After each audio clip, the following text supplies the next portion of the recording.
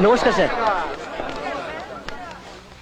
সরকার থেকে তো আপনাদের বাড়ি তৈরি করে দেয়া হয়েছে, তারপরেও আপনারা এখানে পড়ে আছেন। বাড়ি তো হয়নি স্যার, শুধু মহাবযোগ হয়েছিল। রেশন কার্ড দেখে সবার নাম টাম লিখে সই টই করিয়ে নিয়ে গেল, তারপর বাড়ি ছবি দেখিয়েছে, বাড়ি তৈরি করে দেয়নি।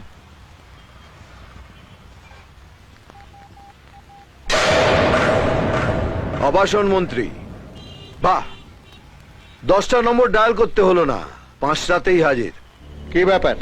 বস্তির লোকেদের বাড়ি তৈরি করার জন্য দায়িত্ব দেওয়া হয়েছিল আপনার দপ্তরকে। 13 কোটি টাকা বরাদ্দ করা হয়েছিল।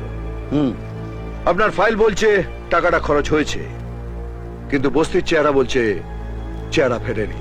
টাকাটা কোথায় এবং কিভাবে খরচ হয়েছে? ছেলের বিয়েতে খরচ করে ফেলেছে বোধহয়। আমার দিকে তাকিয়ে বলুন। টাকাটা মিনিস্টার কোয়ার্টার তৈরি করতে খরচ হয়েছে। বাহ, এই না হলে আপনি আবাসন মন্ত্রী। বস্তি উন্নয়নের টাকাটা আপনি চালান করে দিলেন মন্ত্রী উন্নয়নে। এটাও সত্যি তো না কোনো ঘাপলা আছে? আপনি নিজে গিয়ে দেখতে পারেন। হ্যাঁ, একা যাব না, আপনাকে বগল দাবা করে নিয়ে যাব।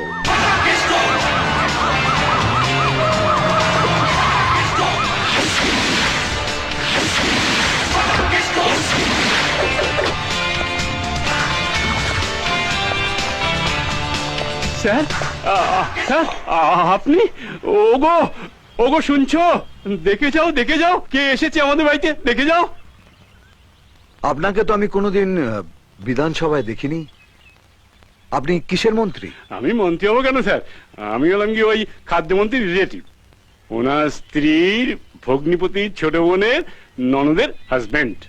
ও ও, তাহলে খাদ্যমন্ত্রীর সাথে আপনার সম্পর্কটা কি দাঁড়ালো? কি দাঁড়ালো বলুন তো? ঘাপলা। একটা অটোগ্রাফ দিন না স্যার।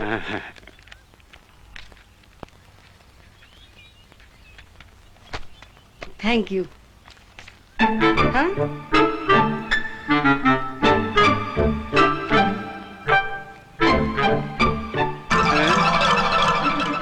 কেন স্যার, বাড়িটা খালি করে দিতে হবে কেন?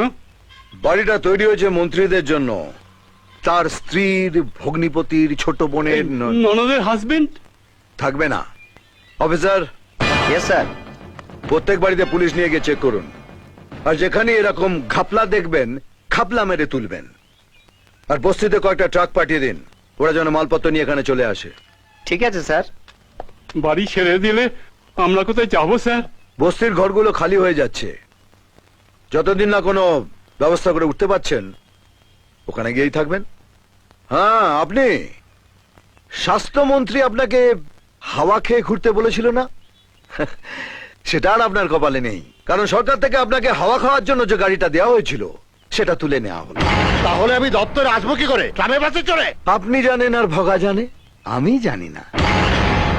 সরকার চলে সাধারণ লোকের পয়সায়। সেই পয়সায় যদি গাড়ি চড়ে কোনো মন্ত্রী গায়ে হাওয়া লাগিয়ে ঘুরে বেড়ায়, তাহলে সরকার তার হাওয়া খাওয়ার খরচ আর দেবে না।